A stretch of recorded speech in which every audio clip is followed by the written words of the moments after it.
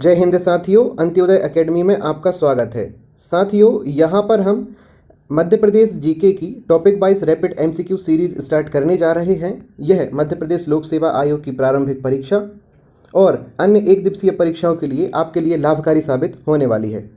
साथियों, यहाँ पर हम बहुत सारे क्वेश्चंस को डिस्कस करेंगे एमसीक्यूज़ के फॉर्म में और उनका डिस्क्रिप्शन भी बताएंगे, तो आपके लिए यह श्रृंखला बहुत ज़्यादा उपयोगी होगी। इस श्रृंखला को रेगुलर फॉलो करें और इसकी पीडीएफ भी आप डाउनलोड कर सकते हैं, जिसकी जानकारी आगे दी जाएगी। साथियों, इसके साथ ही हमारी टेस्ट सीरीज संचालित हो रही है, आप चाहें तो इसे भी ज्वाइन कर सकते हैं। इसकी अन्य जानकारियां कुछ इस प्रकार हैं, आप चाहें तो स्क्रीनशॉट इसका ले सकते हैं। इसकी डिस्क्रिप्शन में लिंक दे दी जाएगी टेलीग्राम की, और हमारे ऐप की लिंक भी दी जाएगी, तो आप चाहें तो वहाँ से इसकी पीडीएफ को डाउनलोड कर सकते हैं और प्रिंट आउट निकलवा कर भी इसे पढ़ सकते हैं। तो चलिए बिना विलंब किए हुए स्टार्ट करते हैं।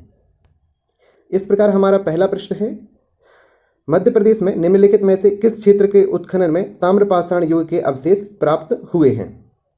ऑप्शंस आपके कुछ इस प्रकार हैं: नवदा टोली, हथनौरा, उदयगिरी और भीमबेटका। आप चाहें तो वीडियो को पॉज करके अपने उत्तर को सोच सकते हैं और इसके बाद हम जब उत्तर बताएं तब उसका आप मिलान कर सकते हैं। तो साथियों, ताम्रपाषाणकालीन युग के अवशेष कहाँ से प्राप्त हुए हैं? इसका सही उत्तर है नवदा टोली। नवदा टोली ऐसा स्थान था जहां से ताम्रपाषाणकालीन स्थल प्राप्त हुए हैं।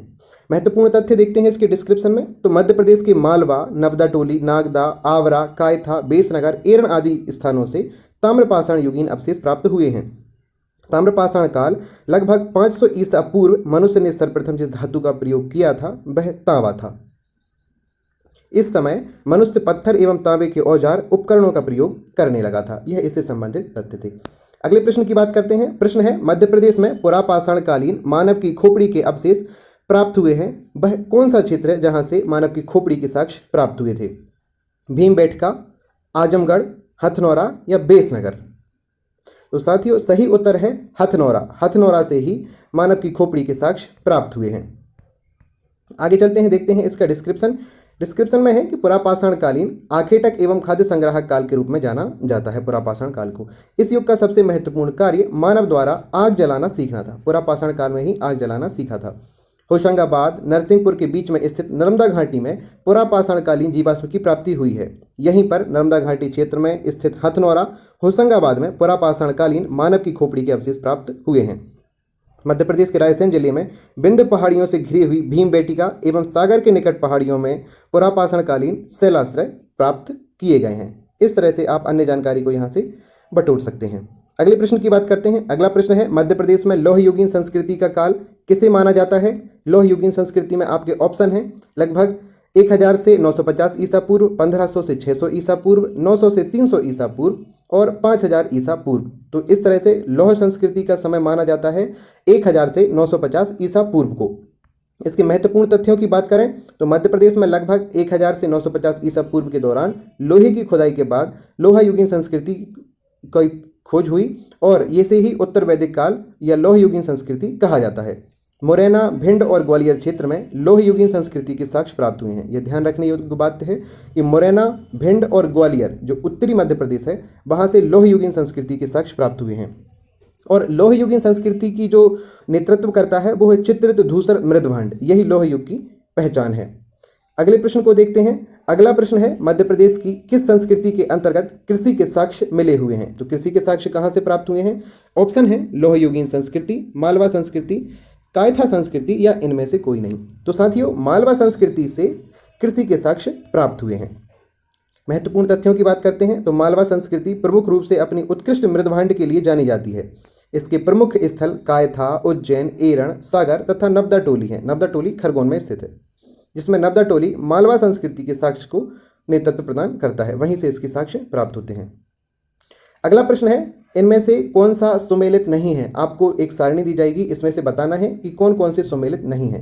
जैसे अवंती, उज्जैन, वत्स, विदिशा, अनूप, निमाड़, तुंडीकर, दतिया, यह प्राचीन नाम दिए गए हैं, तो आपको बताना है कौन कौन से सुमेलित नहीं है। इसका सही उत्तर है बी और डी। वत्स जिसे ग्वालियर बोला जाता था, डी तुंडीकर जिसे दमोह बोला जाता था, ये दोनों यहाँ पर गलत दिए गए हैं। अन्य नाम देख लेते हैं। अवंती को उज्जैन, चेती खजुराहो, अनूप निमाड़ वाला क्षेत्र कहलाता है, दशाण विदिशा को कहा जाता है और नलपुर नरवर या शिवपुरी को कहा जाता है। इस तरह से इसे आप देख सकते थे।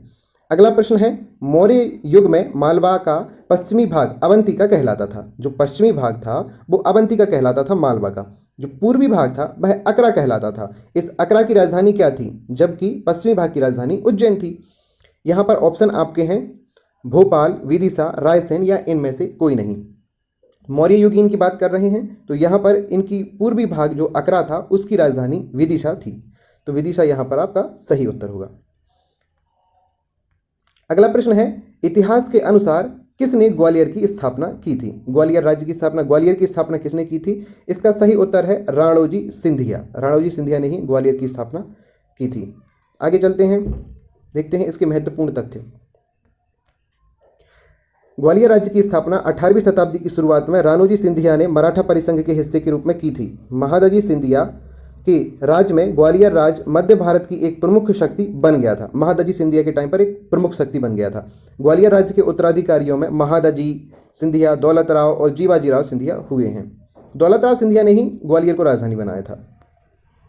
आगे चलते हैं, उत्तर भारत के 16 महाजनपदों में से मध्य प्रदेश के इतिहास से कौन कौन से संबंधित थे। ये तो सरल प्रश्न है, आप सभी लोगों से बन जाएगा। इसका सही उत्तर आप बताएं। और साथ ही अभी तक यदि आपने हमारे चैनल को सब्सक्राइब नहीं किया हो तो कृपया सब्सक्राइब करें। यहाँ से आपको बहुत लाभकारी सामग्री प्रदान की जाती है और हम बहुत सी ऐसी पहलें चालू करते हैं जो कि परीक्षा के माध्यम से बहुत ज़्यादा उपयोगी साबित होती है। और डिस्क्रिप्शन से हमारे टेलीग्राम, व्हाट्सएप और ऐप को डाउनलोड जरूर करें। यहाँ से आपको ये इस प्रकार की PDF हैं और बहुत सारी जो मुफ्त PDF होती हैं वो प्रदान की जाती हैं। तो साथियों, मध्य प्रदेश के केवल 2 ही महाजनपद थे जो कि जाने जाते थे। एक अवंतिका था, अवंती जिसे उज्जैन के नाम से जानते हैं, और एक और था वत्स जिसे ग्वालियर के नाम से जाना जाता था, और चेदी था। वत्स नहीं था, चेदी था। वत्स पुराना नाम है ग्वालियर का। चेदी महाजनपद आधुनिक बुंदेलखंड के पूर्वी क्षेत्र से संबंधित था। वर्तमान मध्य प्रदेश के उज्जैन का उल्लेख महाजनपद काल के 16 महाजनपदों अवंतिका के नाम से हुआ है। इसकी 2 राजधानियां थीं अवंतिका की, उज्जैनी और महेश्वती। उत्तरी की उज्जैनी और दक्षिण की महेश्वती थी। इस तरह से यह वाला प्रश्न भी समाप्त होता है। अगला प्रश्न है, किस ग्रंथ से पता चलता है कि बुद्ध काल में अवंती की राजधानी उज्जैनी थी। ऑप्शन आपके कुछ इस प्रकार हैं। पहला है पाली ग्रंथ, प्राकृत ग्रंथ, विष्णु पुराण या इनमें से कोई नहीं। साथियों, थोड़ा सा लॉजिक लगाएंगे तो इस प्रश्न का उत्तर आपको मिल जाएगा। बुद्ध काल में जो भाषा प्रचलित थी वह पाली भाषा चलती थी, तो जो ग्रंथ तैयार किए गए थे वो पाली भाषा में तैयार किए गए थे, इसलिए इसका सही उत्तर होगा पाली ग्रंथों से पता चलता है। अन्य महत्वपूर्ण तथ्य देखते हैं। अवंती पौराणिक 16 महाजनपदों में से एक था और यह उज्जैन का एक प्रमुख शहर है। बुद्ध के जीवन काल में अवंती विशाल राज्य था और वहां पर प्रद्योतों ने राज किया था। बिंदुसार और अशोक के समय अवंती राज्य का प्रधान मध्यवर्ती प्रांत था, जिसकी राजधानी उज्जैनी में मगध का एक प्रांतीय शासक रहता था। आगे चलते हैं, देखते हैं अगले प्रश्न को। किस जिले में अशोक के शिलालेख पाए गए हैं। अशोक के शिलालेख किस जिले में पाए गए हैं यह आपको बताना है। मुरैना, ग्वालियर, शिवपुरी या दतिया। इसका सही उत्तर है दतिया, क्योंकि आपने पढ़ा होगा जो गुर्जरा अभिलेख है जिसमें देवा नाम प्रियदर्शी लिखा गया है वह दतिया में ही मिलता है, गुर्जरा अभिलेख। आगे चलते हैं, देख लेते हैं अगले प्रश्न को। अगला प्रश्न है, पुरातात्विक स्थल कायथा किस नगर के समीप है। यहाँ पर आपको ऑप्शन दिए जा रहे हैं उज्जैन, इंदौर, जबलपुर या रीवा। तो अपन जानते हैं कि कायथा काली सिंध नदी के तट पर उज्जैन के नगर के समीप स्थित है। महत्वपूर्ण तथ्य इसके देख लेते हैं। तराना तहसील में पड़ता है उज्जैन की और यह काली सिंध नदी के दाहिने तट पर स्थित है। यहाँ से कायथा के मृदभांडों पर प्राक हड़प्पा सभ्यता, हड़प्पोत्तर संस्कृति के प्रभाव दिखाई देते हैं कायथा से। इस प्रकार यह पूरा होता है। अगला प्रश्न है, कौन से राजा ध्रुपद संगीत के संरक्षक थे। ध्रुपद संगीत के संरक्षक के रूप में किसे जाना जाता है। ऑप्शन है मानसिंह तोमर, अशोक, राजा भोज या इनमें से कोई नहीं। यदि आपने थोड़ा सा भी पढ़ा हो तो आपको पता होगा कि ध्रुपद संगीत ग्वालियर घराने से संबंधित रखता है और ग्वालियर के राजा रहे हैं राजा मानसिंह तोमर साहब। तो इसका यदि आप एक लॉजिकल उत्तर लगाएंगे तो राजा मानसिंह तोमर इसका बिल्कुल सही उत्तर होगा। महत्वपूर्ण तथ्य देख लेते हैं। महत्वपूर्ण तथ्य हैं, मानसिंह तोमर ग्वालियर के तोमर वंश के राजपूत शासक थे। 1486 में इन्होंने सिंहासन प्राप्त किया था। इन्होंने कई बार बाहरी आक्रमणकारियों का सामना किया और राजा मानसिंह अत्यंत संगीत प्रिय थे। इन्होंने ध्रुपद संगीत को अपने राज्य में संरक्षण प्रदान किया। इन्हीं के नाम पर प्रतिवर्ष राष्ट्रीय राजा मानसिंह तोमर सम्मान दिया जाता है संगीत के क्षेत्र में। वर्तमान समय में अभिनव कला परिषद राष्ट्रीय राजा मानसिंह तोमर सम्मान 2020 से सम्मानित हुई है। यह बहुत ज़्यादा महत्वपूर्ण तथ्य है, यह करंट अफेयर से भी रिलेट करता है। अगले प्रश्न को देखते हैं। अगला प्रश्न था, प्राचीन भारत में सती प्रथा का प्रचलन के प्रथम पुरातात्विक साक्ष्य कहाँ से प्राप्त हुए हैं? आपके ऑप्शन हैं सांची, विदिशा, एरण या तिगवा। साथियों, इसका सही उत्तर है एरण।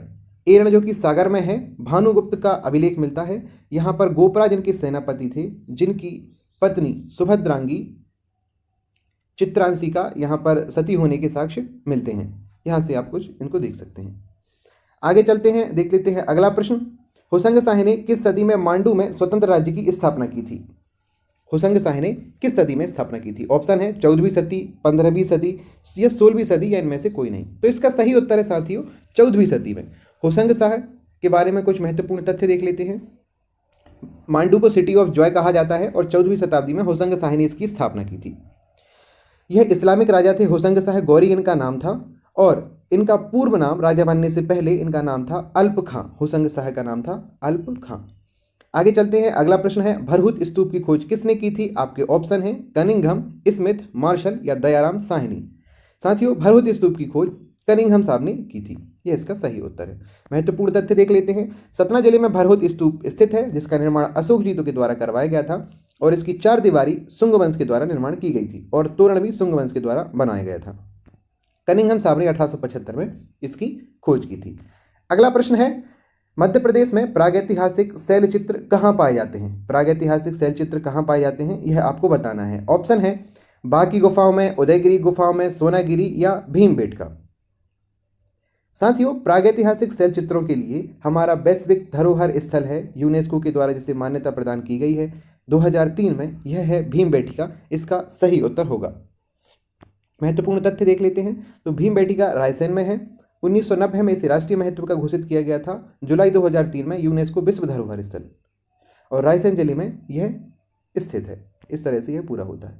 अगला प्रश्न है, निम्नलिखित में से कौन सी पुस्तक राजा भोज जी के द्वारा नहीं लिखी गई है? बहुत ज़्यादा महत्वपूर्ण प्रश्न है। सिद्धांत संग्रह, सम्रांगण सूत्र, सरस्वती कंठाभरण या श्रीपाल चरित्र। साथियों, आपने पढ़ा होगा कि राजा भोज जो हैं वो बहुत ज़्यादा महत्वपूर्ण शासक थे और जिन्होंने सांस्कृतिक, साहित्यिक, सैन्य रूप में बहुत ज़्यादा योगदान दिया है और बहुत सारे क्षेत्रों में, बहुत सारे नगरों, झील, तालाबों आदि की स्थापना की है। तो इसलिए राजा भोज बहुत ज़्यादा महत्वपूर्ण होते हैं। इनको आप अलग से भी अन्य फैक्ट जितने आपको मिलें उनको जरूर अध्ययन करें। साथियों, इसमें से सही उत्तर होगा श्रीपाल चरित्र, क्योंकि सिद्धांत संग्रह, सम्रांगण सूत्र, सरस्वती कंठाभरण राजा भोज जी के द्वारा लिखी गई हैं। अन्य भी लिखे हैं जैसे कि चंपू रामायण, श्रृंगार मंजरी, चारुचर्या, तत्व प्रकाश, व्यवहार समुच्चय आदि इनके द्वारा लिखे गए हैं। युक्त कल्पतरु, यह ग्रंथ राजा भोज के समस्त ग्रंथों में अद्वितीय ग्रंथ है। युक्ति कल्पतरु। श्रीपाल चरित्र जो है वो मूलचंद के संदास कपाड़िया जी के द्वारा लिखी गई है। श्रीपाल चरित्र। अगला प्रश्न था, तिगवा के विष्णु मंदिर का संबंध किस काल से है? तिगवा के विष्णु मंदिर मौर्य काल, गुप्त काल, हड़प्पा काल या मौर्योत्तर काल से संबंधित है। आपको पता होगा तिगवा के विष्णु मंदिर गुप्त काल से संबंधित हैं। इतना ज़्यादा कठिन प्रश्न नहीं था। अगले प्रश्न की बात करते हैं। मध्य प्रदेश के सिंधिया वंश की आरंभिक राजधानी क्या थी? आपको बताना है इंदौर, उज्जैन, मंदसौर या नीमच। तो साथियों, सिंधिया वंश की आरंभिक राजधानी उज्जैनी थी, जिसे दौलत राव सिंधिया जी ने बदलकर ग्वालियर में ला दिया था। सिंधिया वंश की स्थापना राणोजी राव के द्वारा 1731 में उज्जैन में की गई थी। इसके उत्तराधिकारी दौलत राव जी ने 1810 ईस्वी में ग्वालियर को अपनी राजधानी बना डाला। अगले प्रश्न की बात करते हैं। 1528 ईस्वी में बाबर ने चंदेरी पर आक्रमण किया था, तब मालवा का सूबेदार कौन था? मेदिनी राय, राजा मानसिंह, आसिफ खान या इनमें से कोई नहीं। तो साथियों, इसका सही उत्तर है मेदिनी राय। जब चंदेरी का युद्ध हुआ था तो चंदेरी का युद्ध मेदिनी राय के साथ में हुआ था। तो इससे आप इसको याद रख सकते। तो ये मालवा का सूबेदार था। मालवा की सूबेदारी मेदिनी राय के पास थी और इसकी हत्या कर दी थी 29 जनवरी 1528 को चंदेरी पर अधिकार कर लिया था बाबर ने। इसके बाद अकबर का अंतिम जो अभियान था वो 1601 असीरगढ़ के किले पर अधिकार करके किया गया था। ये बहुत ज़्यादा महत्वपूर्ण है, ये प्रश्न बहुत ज़्यादा पूछा जाता है। अगला प्रश्न है, मध्य प्रदेश में राजपूत शासकों के समकालीन अभिलेखों की प्राप्ति कहाँ से होती है? राजपूत शासकों के समकालीन अभिलेखों की बात कर रहे हैं तो त्रिपुरी, इंद्रगढ़, ग्यारसपुर या मंदसौर कहाँ से प्राप्त होते हैं? इसका सही उत्तर है इंद्रपुर, इंद्रगढ़। इंद्रगढ़ से इनकी प्राप्ति होती है। इंद्रगढ़ अभिलेख मंदसौर में राजपूत शासकों का उल्लेख है। इंद्रगढ़ अभिलेख में स्तंभ, तोरण, नंदी, भैरव, पार्वती, विष्णु, बराह की प्रतिमाएं आदि प्राप्त हुई हैं। यहाँ पर प्राप्त अवशेष संभवतः 8 से 12वीं सदी के हैं। अगले प्रश्न की ओर रुख करते हैं। प्रश्न है गुजरी महल किसने बनवाया था। बहुत ज़्यादा महत्वपूर्ण और बहुत ज़्यादा सरल प्रश्न है, यदि आपने इसे पढ़ा हो तो। नहीं पढ़ने वालों के लिए कोई भी प्रश्न सरल नहीं होता है। तो इसके ऑप्शन है अकबर, शाहजहां, मान सिंह जी और इनमें से कोई नहीं। तो गुजरी महल ग्वालियर में है और इसका निर्माण करवाया था मान सिंह जी ने। देखते हैं अगला प्रश्न। अगला प्रश्न है धंगदेव किस वंश के शासक थे। अगेन बहुत सरल प्रश्न है यदि आपने पढ़ा हुआ है तो, क्योंकि ना पढ़ने वालों को हर प्रश्न कठिन लगता है। जेजाग भुक्ति चंदेल, मालवा के परमार, रामदीन के कलचुरी और त्रिपुरी के कलचुरी। धंगदेव आपने बहुत ज़्यादा पढ़ा होगा, जेजाग भुक्ति के चंदेल वंश के प्रतापी शासक थे। इनके तथ्य देख लेते हैं। जेजाग भुक्ति जो है वो बुंदेलखंड क्षेत्र से संबंधित शासक था। महोबा उत्तर प्रदेश में चंदेलों का ही शासन रहा है। महोबा आपने सुना होगा, आल्हा उदल महोबा से ही संबंधित थे। खजुराहो के अभिलेख से धंगदेव तथा अन्य चंदेल शासकों का उल्लेख मिलता है, खजुराहो अभिलेख से। चलते हैं अगले प्रश्न की ओर। अगला प्रश्न है अमझेरा रियासत का संबंध किस जिले से है। झाबुआ, धार, खरगोन या इनमें से कोई नहीं। तो साथियों अमझेरा रियासत धार से संबंधित है। अमझेरा राघुगढ़ आपने यहाँ पे सुना होगा, जगन्नाथ सिंह बख्तावर सिंह सुना होगा। अमझेरा रियासत से ही इन्होंने 1857 की क्रांति का नेतृत्व प्रदान किया था और राजा जगन्नाथ सिंह ने अमझेरा राज्य की स्थापना जोधपुर में की थी। आगे चलते हैं अगले प्रश्न की ओर। अगला प्रश्न है मंडला राजधानी थी। मंडला राजधानी किसकी थी। सिंधियों की थी, होलकरों की थी, परमारों की थी या फिर गोंड वंशीय राजाओं की थी। आपको सही उत्तर बताना है और इसका सही उत्तर है गोंडों की। गोंड शासक मंडला से ही संबंधित थे, अपन पढ़ते हैं उसको। अकबर के साथ युद्ध करने वाली दुर्गावती रानी थी। मंडला की, मांडू की, असीरगढ़ की या रामगढ़ की। सही उत्तर है मंडला। अभी हमने पढ़ा है जो मंडला था वो गोंडों की राजधानी था और रानी दुर्गावती गोंड शासिका थी। ये मंडला की नेतृत्व करता थी। जिब्राल्टर ऑफ इंडिया किस दुर्ग को कहा जाता है। ये तो आपको पता होगा, ग्वालियर के दुर्ग को जिब्राल्टर ऑफ इंडिया कहा जाता है। जिब्राल्टर ऑफ इंडिया के बाद हम देखते हैं इसके महत्वपूर्ण तथ्य। महत्वपूर्ण तथ्यों के बारे में बात करते हैं। ग्वालियर के किले को गोपांचल नामक पर्वत पर स्थित है। इसका निर्माण राजा सूरज सेन ने करवाया था 1525 ईस्वी में। इसके निर्माण काल में बलुआ पत्थरों का प्रयोग किया गया था और इसे ही जिब्राल्टर ऑफ इंडिया कहा जाता है। आगे चलते हैं, देखते हैं अगला प्रश्न। किस राजवंश ने भारत को प्रसिद्ध खजुराहो के मंदिर दिए। खजुराहो के मंदिर किसने बनवाए हैं। होलकर वंश ने, मौर्यों ने, चंदेलों ने या परमार ने। इसका सही उत्तर है चंदेल वंशीय शासकों ने खजुराहो राजवंश के मंदिर, खजुराहो के मंदिर बनवाए हैं। साथियों आपके लिए एक प्रश्न है, दक्षिण भारत का या विदर्भ का खजुराहो किसे कहा जाता है। यदि आप लोगों को पता हो तो कमेंट में लिखकर जरूर बताइएगा। बहुत ज़्यादा महत्वपूर्ण प्रश्न है, पिछली परीक्षाओं में आ चुका है। अगला प्रश्न है प्रदेश में किस स्थान से अशोक का संघभेद अभिलेख मिलता है। संघभेद अभिलेख सांची से प्राप्त होता है। इस प्रकार इसका उत्तर सांची होगा। आगे चलते हैं, देख लेते हैं अगला प्रश्न।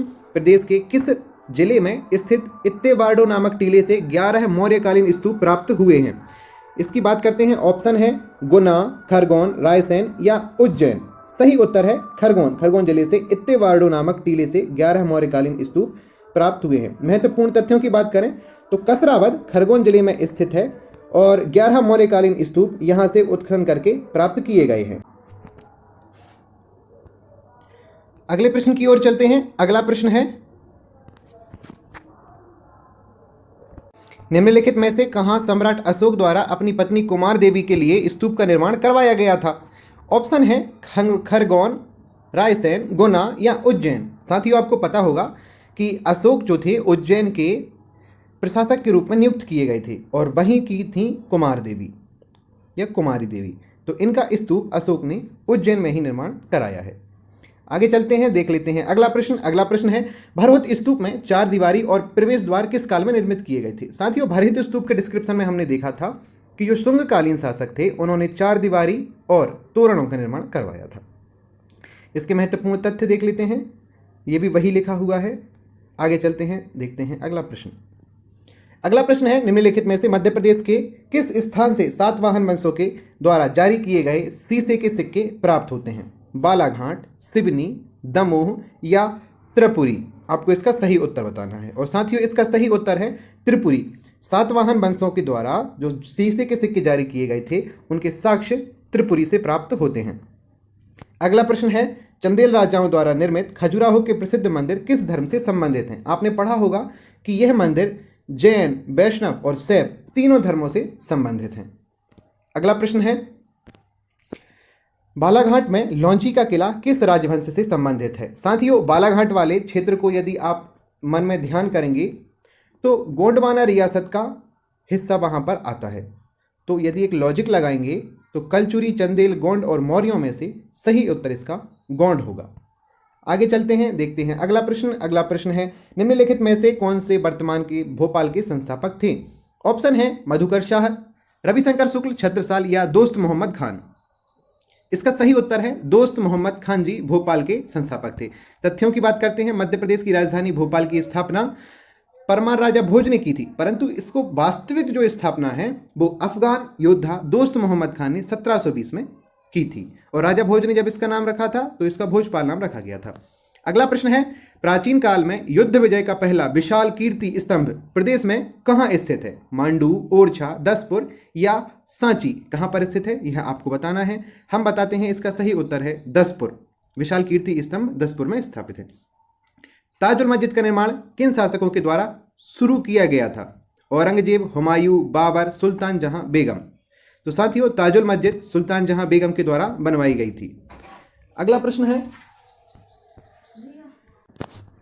महत्वपूर्ण तथ्यों की बात करते हैं। भोपाल की ताजुल मस्जिद जिसका निर्माण सुल्तान जहां बेगम द्वारा करवाया गया था, यह एशिया की सबसे बड़ी मस्जिदों में शुमार है।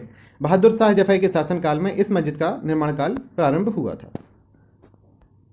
अगला प्रश्न है, मध्य प्रदेश के किस स्थान को राजा कीर्तिवीर अर्जुन की राजधानी के नाम से जाना जाता है? इसके ऑप्शन हैं महेश्वर, खजुराहो, कटंगी, चंदेरी। कीर्तिवीर अर्जुन की राजधानी महेश्वर थी, यह आपने सुना होगा। आगे चलते हैं, देखते हैं महत्वपूर्ण तथ्य। महेश्वर खरगोन जिले में स्थित है, यह कीर्तिवीर अर्जुन की राजधानी था। कीर्तिवीर अर्जुन है वंश के शासक थे। कीर्तिवीर अर्जुन को सहस्त्रबाहु भी कहा जाता था। सहस्त्रबाहु कहा जाता था, यह है वंश के थे और खरगोन जिले में इनकी राजधानी थी। आगे देखते हैं अगला प्रश्न, महाकाव्य काल के समय स्थापित कारुस वंश वर्तमान मध्य प्रदेश के किस क्षेत्र से संबंधित है? बुंदेलखंड, बघेलखंड, मध्य भारत, इनमें से कोई नहीं। साथियों, कारुस वंश बघेलखंड से संबंधित है। आगे देखते हैं महत्वपूर्ण तथ्य कारुस वंश से संबंधित। इसके संस्थापक मनु के पुत्र कारुस को माना जाता है। यह राजवंश बघेलखंड से संबंधित था। अगला प्रश्न है, निम्नलिखित में से किस वंश को एल साम्राज्य के नाम से भी जाना जाता है? ऑप्शन है नंद वंश, मौर्य वंश, कारुस वंश या चंद्रवंश। तो साथियों, एल साम्राज्य के नाम से चंद्रवंश को जाना जाता है। चंद्रवंश हिंदू पौराणिक कथाओं के अनुसार यदुवंशी इला साम्राज्य चंद्रवंश के नाम से जाना जाता था। यदुवंशी या इला साम्राज्य, इला या एल साम्राज्य। चंद्रवंश के प्रजननकर्ता इला प्रयाग के शासक थे, अतः इला वंश के वंशज चंद्रवंशी या आइला कहलाए। प्राचीन भारत का एक राजवंश था जिसकी नींव बुद्ध के पुत्र पुरूरवा ने की थी। इस प्रकार अगला प्रश्न है, 16वीं शताब्दी में निमाड़ में स्वतंत्र फारूकी राजवंश की स्थापना किसने की थी? ऑप्शन है मलिक रजा, नरेश गोविंद, नासिर खान या दिलावर खान के द्वारा। तो मलिक रजा के द्वारा फारूकी राजवंश की स्थापना की गई थी। तथ्यों की बात करते हैं, फारूकी वंश की नींव खानदेश में 1388 ईस्वी में मलिक अहमद रजा फारूकी के द्वारा की गई थी, जो सुल्तान फिरोज शाह तुगलक के निजी सेवक हुआ करते थे। अगला प्रश्न है, निम्नलिखित में से कलचुरी वंश के किस शासक को हिंद नेपोलियन कहा जाता है? हिंद नेपोलियन कर्णदेव को कहा जाता है। आप इस प्रश्न को याद रखें, यह बहुत ज़्यादा महत्वपूर्ण प्रश्न है। इसके महत्वपूर्ण तथ्य की बात करते हैं तो कर्ण वंश या महाराजा गंगेदेव के पुत्र का नाम कर्ण था।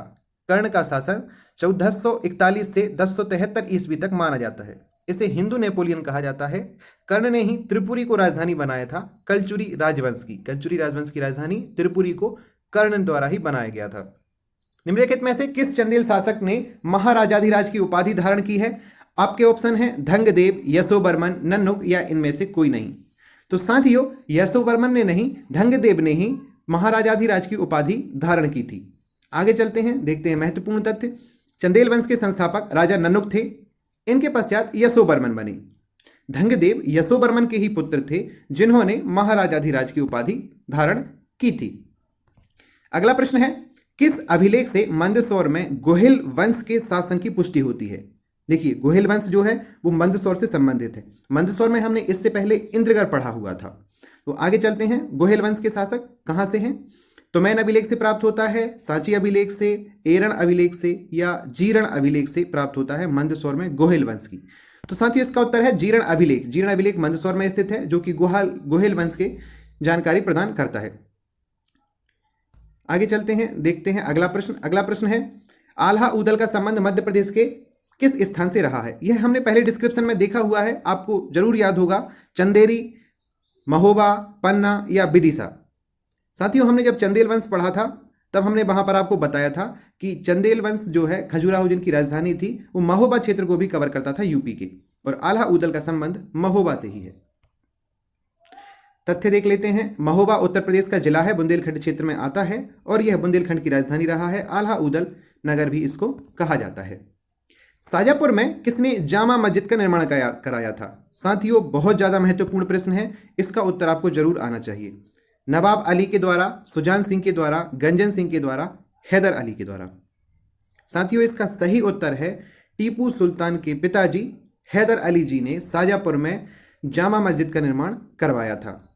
मैसूर के युद्ध आपने पढ़े होंगे, वो हैदर अली के ही हैं। इन्हें मैसूर का शेर भी कहा जाता है, शेर ए मैसूर।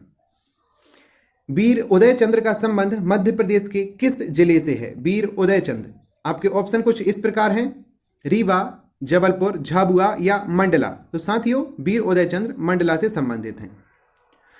महाभारत में चंदेरी शहर का उल्लेख किया गया है। महाभारत काल के दौरान निम्नलिखित में से कौन चंदेरी का राजा था? ऑप्शन है अर्जुन, शिशुपाल, रावण या कंस। तो साथियों महाभारत काल में शिशुपाल था चंदेरी का शासक। आगे चलते हैं, बैजू बाबरा की जो कब्र है, जो समाधि है, वो चंदेरी में ही है। साथियों इस तरह हमारी यह वीडियो यहाँ पर समाप्त होती है। साथियों आपने हमारे चैनल को यदि सब्सक्राइब नहीं किया हो तो कृपया इसे सब्सक्राइब कर लें, और आपको यहाँ से बहुत ज़्यादा महत्वपूर्ण सामग्री प्राप्त होने वाली है। और आपको यह वीडियो पसंद आई हो तो इसे लाइक और शेयर करना ना भूलें, क्योंकि जितने ज़्यादा लोगों तक यह प्राप्त होगी उनको सबको लाभ होगा। और साथियों इसकी PDF भी आप डाउनलोड कर सकते हैं, जैसा कि हमने बताया है। आप डिस्क्रिप्शन में जाकर हमारी टेलीग्राम लिंक को ज्वाइन कर सकते हैं और हमारे ऐप को डाउनलोड कर सकते हैं। वहाँ दोनों जगह इसकी PDF प्रदान कराई जाती है और आपको वहाँ पर ऐप से बहुत सारी अन्य स्टडी मटेरियल भी प्राप्त हो जाएगा। तो साथियों इस PDF में कुछ लिंक दी गई हैं, उनके माध्यम से भी आप इन्हें डाउनलोड कर सकते हैं और हमसे सीधे जुड़ सकते हैं। देखिए जैसे बात करते हैं अंत्योदय एकेडमी के, आप सब्सक्रिप्शन बहुत सारी जगह से कर सकते हैं, सब्सक्राइब कर सकते हैं। जैसे यूट्यूब पर इस लिंक पर क्लिक करके कर सकते हैं PDF में। इसके बाद अंत्योदय एकेडमी का ऐप डाउनलोड कर सकते हैं। टेलीग्राम लिंक यहाँ से दी गई है, व्हाट्सएप पर ज्वाइन हो सकते हैं ग्रुप पर सीधे क्लिक करके, और फेसबुक पर हमें सब्सक्राइब कर सकते हैं, जहाँ आपको महत्वपूर्ण जानकारियाँ लगातार शेयर की जाती हैं। तो साथियों चलते हैं, विदा लेते हैं। जय हिंद, जय भारत। मिलते हैं अगली वीडियो में। धन्यवाद।